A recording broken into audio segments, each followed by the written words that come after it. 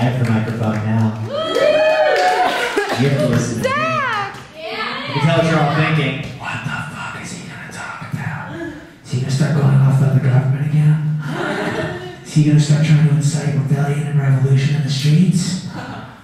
Well, if I were to do that, I would blame my family for it, because if there's anybody crazier than me, it's the people that raised me. They are all batshit crazy. I had an interesting family growing up.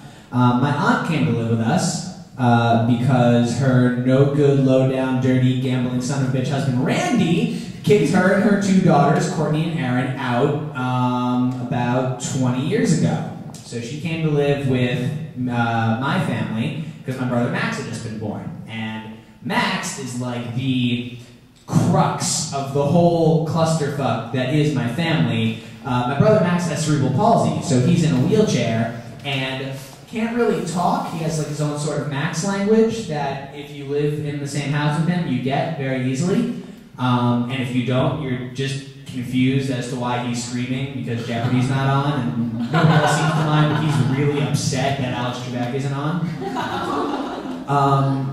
So Aunt Betty was like mommy number 2, and then mommy number 1, my real mommy, was at work, and then daddy number 1 and only was at work a lot. Where's it going with this? So my parents worked in the city a lot, and then recently, okay, so Aunt Betty is the one who was at home. Aunt Betty was the figure that I would come home to every day and would raise me. And my mom and my aunt are just such different people. And the best way it manifests itself is in the way they cook. If my mother is Martha Stewart, then Aunt Betty is like animal in the kitchen. She'll just fucking throw anything in the fridge into a bowl. You eat it today. If you don't eat it today, you'll eat it tomorrow. Guess what? If you don't eat it tomorrow, it'll be in the meatloaf the next day. It'll be in soup by Friday. No matter what, if there were leftovers in the fridge, we were going to eat it, and we were going to like it, damn it. And we were going to eat it at 5 o'clock. Why were we going to eat 3 hours earlier than everyone else in America? Because that's when Max was hungry. So that's when we ate. So we'd have this food and it would be great, but sometimes the turkey would be underdone and sometimes it would be overdone because sometimes Aunt Betty starts putting in the oven when Oprah's at the beginning of the show and it's done by the commercials, no matter how long it's actually been in there, because it's the commercial. Oh, Oprah's done. Okay, all right, I'm just going to put the turkey now. Yo, food! Come and get it! And if she had a cowbell, you can be damn sure she would have rang it, but she didn't. She would just yell. But it was always good food, and I love Aunt Betty. She gives me advice.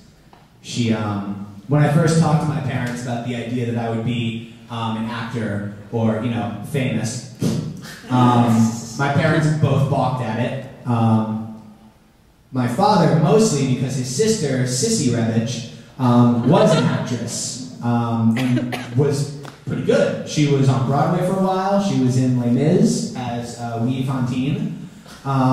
She was her little Cosette, I guess. She was a small orphan, so not a stretch for an actress in the city. But she was always very, very sympathetic to me. And she would, oh, Zach, he knows how to find the light. He knows what to do. And you ever notice he's always the center of attention in family gatherings? Because I was an attention whore as a child. Because that's what an actor is. Somebody who says, look at me, I'm doing things! Pay attention and validate me! And she was very supportive of that. Whenever this would come up at the dinner table, though, my father always had the charming response of, you want to be an actor, huh? Then bust the table. You'll need to be good at it. Thanks, Pops. Mom was slightly more encouraging in that whenever I would say, I really want to be an actress, she would say, I need another glass of wine. And Aunt Betty was the really, truly supportive one. She'd be like, all right. You want to be an actor? You want to be famous? I'm your manager. I get 40%. That seems fair. Yeah. Does that mean I have 5 minutes left, or it's been 5 minutes? It's been 5 minutes? Then I'm just going to talk about video games real quick, because I love video games. I was playing Call of Duty the other day, and games like Call of Duty, Halo, they get a bad rap a lot for promoting violence and desensitizing kids to violence. And I don't necessarily buy that. but there is definitely some credence to that argument because I was playing this one level where my mission was to hunt down and kill a bunch of drug lords in a tiny village. And because it was a tiny village, there were civilians everywhere. And I wouldn't lose if I didn't kill more than 6 of them. Meaning I could kill 5 people that had done nothing wrong, and I wouldn't even be court-martialed. Bullshit. And you know what it was? So I'm playing the game, and I'm not a malicious fuck. I don't want to kill innocent people, but you know what? Johnny B. Regular walks by, and I pop him in the head because I think he has a gun, and now I know how all those people in actual war feel, and I'm like, oh, son of a bitch, I just killed the wrong guy. But you know what? Nothing happened. I just kept going. I didn't even have to check to see if he was alive or had family or anything. Isn't that just a little fucked up? That that's okay? That happens? That people teabag each other after they kill each other? If you teabag in actual war, you'd be ridiculed and turned into a war criminal. There'd be trials all over the world. Everyone would see your face as the crazy fuck that teabagged the dead guy.